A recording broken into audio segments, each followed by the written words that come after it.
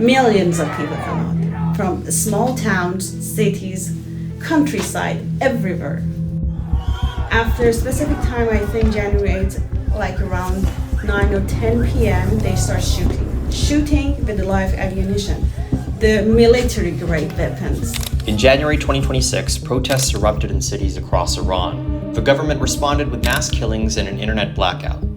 In the aftermath, we interviewed a Mizzou student from Iran whose family was impacted. To be safe, we've chosen not to include her name. Actually, my cousin been murdered. He's been murdered the first day of total blackout in January 8th. Yeah, he was one of the tens of thousands of people. We don't have the exact number, but we just know it's like tens of thousands of people that been murdered just in 2 days.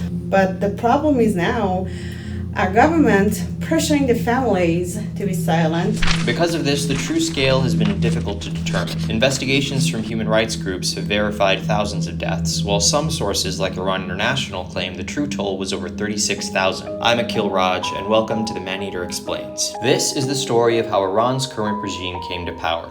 Operation Epic Fury. And as war with the US and Israel rages on, here's what members of the diaspora here in Missouri want you to understand about a decades-long cycle of repression. Iran knew greatness in the days when it was known as Persia. King Darius ruled over the first great empire in history. Developed by British interests, Iranian oil has been the subject of bitter dispute. Needed land reforms are changing old patterns and bringing hope to the people. Iran's current regime came to power in the 70s during a revolution that transformed the region. At the time, the country was an autocracy ruled by Shah Mohammad Reza Pahlavi. Iran was the U.S.'s closest ally in the Middle East. For actually much of that time, even closer ally than Israel. Of course, that was before the Iranian Revolution. However, public anger was brewing. Pahlavi had consolidated his power in a 1953 CIA-backed coup against then-Prime Minister Mohammad Mossadegh after Mossadegh nationalized Iran's oil supply, taking control away from the British. You know, obviously when you support a coup in a country, that's going to instill some animosity towards that. But the other part of it is that Iran was, you know, in the 70s and the 60s and a Western-oriented, secular nation. And so it was religious elements that were most upset with the United States. During his decades-long reign, the Shah's secret police, known as Savak, surveilled and persecuted all opposition. Unlawful imprisonment and torture were common. All this fueled a growing anti-Western sentiment among the country's religious right, especially among lower classes and those in rural areas. Iran's political left were also heavily targeted by the Shah's authoritarian crackdowns, especially communists. By 1978, an exiled religious cleric, or Ayatollah, named Ruhollah Khomeini had become the figurehead of a broad coalition of unlikely political allies, united by their opposition to the Shah. The thing that was, to me at the time, remarkable is how the anger against the Shah was so profound that people were simply willing to accept the theory that let's overthrow him now, we'll worry about what will come later. But the most organized elements within the people, that is the clergy, they had plans of their own. They were using this kind of blight disposition to prepare the ground to take over the power. Tensions reached a breaking point in 1979, and the Shah abdicated. Khomeini returned to Iran and quickly seized power, transforming the country into an Islamic republic.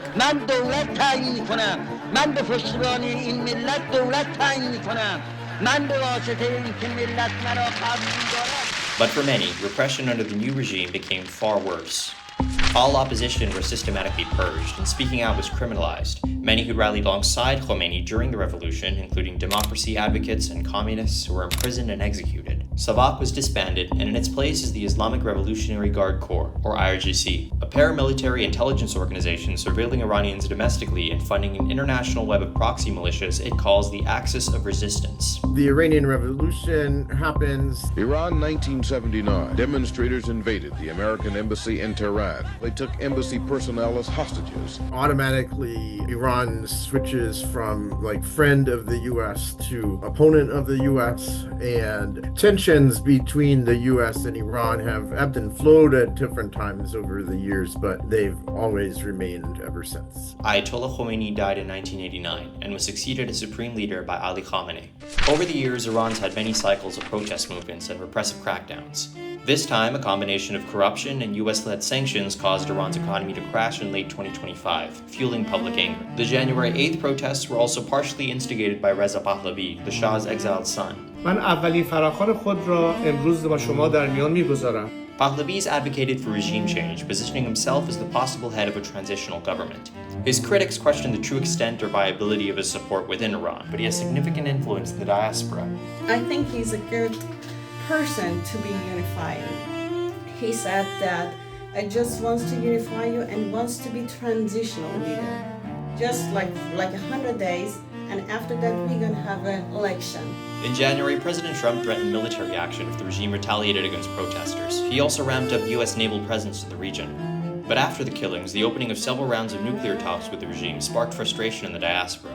Then, on February 28th, tonight, America attacks Iran. The United States military began major combat operations in Iran. After declaring nuclear negotiations had failed, the US and Israel carried out airstrikes across Iran. Over 40 top Iranian officials were killed, including Ayatollah Khamenei and IRGC commander Mohammad Pakpour. Iran retaliated by striking Israel and neighboring Gulf countries housing US military bases. They've also blockaded the Strait of Hormuz, a critical passage for oil transportation and trade, driving up global energy prices. In the past few weeks, President Trump has issued mixed messaging about the prospect of sending in boots on the ground. Professor Quakenbush warned us against the potential consequences of a ground invasion. We saw in Iraq and in Afghanistan how difficult it is to invade a country with the purpose of regime change. It's very clearly that it's costly. It's not clear that there is a positive outcome at the end. The war is a complex issue involving geopolitics, natural resources, and the historical precedent of Western interventionism in the Middle East.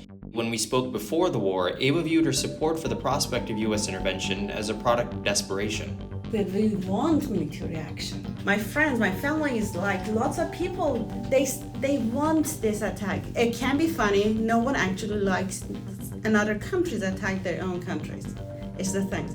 But it's the things that our government done to us. It's like people are getting hostage. They feel that they're like in hostage in their own country, in their own home. So the thing is, no foreign regime or countries, governments do not care about you actually as a human being. They just kind of see where is their benefits.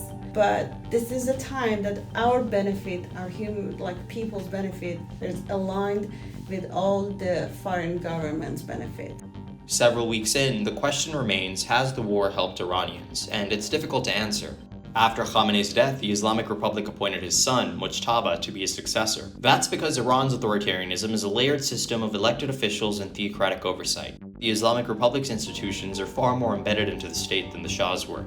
That's why some analysts warn simply removing top leadership won't dismantle the regime's institutional structure. As of the taping of this video, Pakistan-mediated talks have resulted in a shaky 2-week ceasefire. Here in the States, the war's negative impact on global trade, growing civilian death toll, and the Trump administration's inflammatory rhetoric have sparked bipartisan controversy. President Trump is warning that, quote, a whole civilization will die tonight. On the very first day of this war, they killed 160 kids. And it hasn't stopped, Chris. It's not just this attack. They attacked an elementary school today in Tehran. They've attacked a dozen hospitals, according to the World Health Organization. When I say they, the United States and Israel. There will be nothing like it. Open the effing straight. How dare you speak that way on Easter morning to the country? Who do you think you are? Amid the discontent, some argue the plight of Iranians living under dictatorship has been co-opted to benefit foreign interests. And as focus shifts to the Strait of Hormuz and more nuclear negotiations, it's unclear what the future holds. After he was killed, Ava says her cousin's family was pressured to sign papers at an IRGC office claiming he wasn't a protester and that he wasn't killed by government forces. He was a protester. He was one of the people that was always in the protest from 2009, even 2022 for Mahsa Amini. They captured him, they kept him, not for a long time, but then this time It was one of the people that they just shot him in the head. As she pointed out, it's difficult to convey what it's like to live in a place where speaking out is criminalized, often under threat of execution. Those people in Iran is murdered not for a better nuclear deal or like something like that. It's for having a basic human rights. Those people not having even the normal life that you have it, the normal rights that you have it, the things that you have it here, you can say, okay, I'm against my president. You can swear to him. You can say, I don't like him. You can talk lots of shit about your governments, your president and everyone, and no one gonna come to your home, take you, put you in a prison, no one gonna rape you, no one gonna threaten your family, no one you're gonna kill you and say, oh, it was an accident, you know? You can just be yourself and tell your opinion still. When I'm talking about basic human rights, I know that it's even hard for other people to understand it because they never experienced it. Whatever the future holds, Ava told us the diaspora won't stop speaking out. So the thing that we are trying to actually do this, all the interviews and talking, it's like we just want more voices. It's not like previous years. It's not like a previous era. It's the new time that all people can be in media. So that's the reason all Iranian outside of Iran trying to be their voice. And they're trying to have protests outside of, like in a big city, just to show that we are their voice. We not let this time you silence them.